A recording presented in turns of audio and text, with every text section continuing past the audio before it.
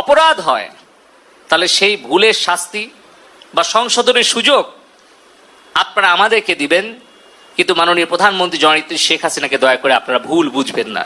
শিক্ষা প্রতিষ্ঠান, ছাত্র ছাত্রী, শ্রমিক, মেহনতি মানুষের কাছে গিয়ে প্রকৃত সত্যটা তুলে ধরে তাদের কাছে আমাদের কোনো ভুল ত্রুটি হলে আমরা করজোড়ে ক্ষমা চেয়ে দেশের জন্য, দেশের শান্তি উন্নয়নের জন্য, নিরাপত্তার জন্য আমরা এই দূরত্ব দূর করার চেষ্টা করি। যদি আমাদের তরুণ তরুণীরা, আমাদের ছাত্রছাত্রী ভাই বোনেরা তারা যদি মনে করে যে এই দেশব্যাপী ইন্টারনেটের সেবা ব্যাহত হওয়ার জন্য কেউ দায়ী, তাহলে সেই দায়ী আমি দায়িত্বপ্রাপ্ত ডাক এবং টেলিযোগাযোগ তথ্য প্রযুক্তি প্রতিমন্ত্রী হিসেবে সারা দেশব্যাপী ইন্টারনেট সেবা ব্যাহত হওয়ার জন্য এই দায় এবং দায়িত্ব আমার, এবং সেই দায়িত্ব সঠিকভাবে পালনে ব্যর্থ হওয়ার জন্য যদি কারো শাস্তি হয় সেটা হওয়া উচিত আমার।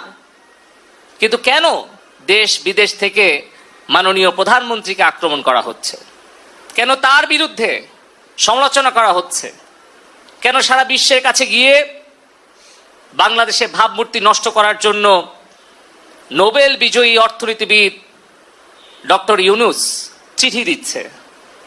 আমাদের সামনে উদাহরণ আছে কিভাবে আফগানিস্তানে একটা দেশ দখল করে সেখানে একটা গণতান্ত্রিক সরকারকে উচ্ছেদ করে হামিদ কারজাই নামে একজন বিদেশ থেকে এনে সেখানে কিন্তু সরকারের দায়িত্ব জোর করে চাপিয়ে দিয়েছিল। 20 বছর পর সেই দেশটা ধ্বংস করে সেই দেশ থেকে তারা পালিয়ে গিয়েছিল।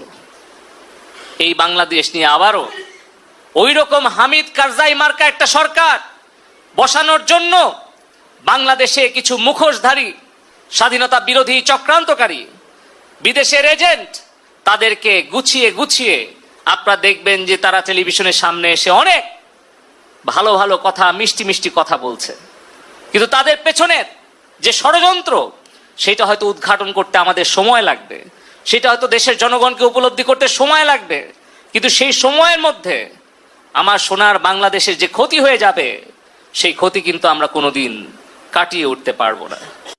সে কারণেই বলতে চাই, আমাদের দেশের যে রাষ্ট্রীয় সম্পদ ক্ষতিগ্রস্ত হয়েছে, জননেত্রী শেখ হাসিনা বলেছেন যে এই দেশের সম্পদ জনগণের সম্পদ। এই বাংলাদেশে এলিভেটেড এক্সপ্রেসওয়ে, মেট্রো রেল, আমাদের স্বপ্নের পদ্মা সেতু, ডিজিটাল বাংলাদেশের যা কিছু অর্জন, এই সব কিছু কিন্তু জনগণের কষ্টার্জিত ট্যাক্সের পয়সা দিয়ে হয়েছে। প্রবাসে আমাদের 1 কোটি কর্মী ভাই বোনদের রেমিটেন্সের পয়সা দিয়ে হয়েছে। কিন্তু আজকে এই যে হাজার হাজার কোটি টাকার সম্পদের ক্ষতি যারা করছে তারা নিশ্চয়ই বাংলাদেশের ভালো চাইতে পারে না।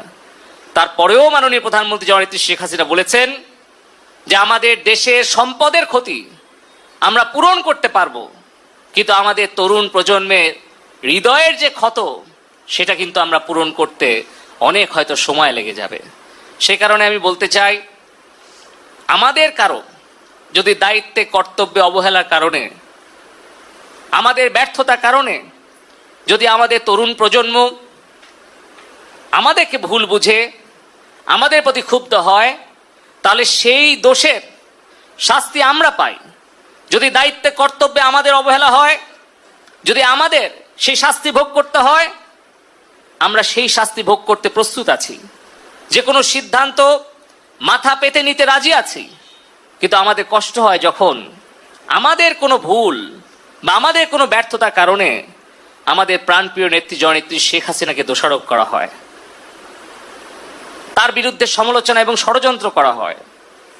সে কারণে আমি আবারও বলবো, আমাদের দেশের 5 কোটি ছাত্রছাত্রী ভাই বোনেরা আছে, আমাদের যদি কোনো ভুল হয়, অপরাধ হয়, তাহলে সেই ভুলের শাস্তি বা সংশোধনের সুযোগ আপনারা আমাদের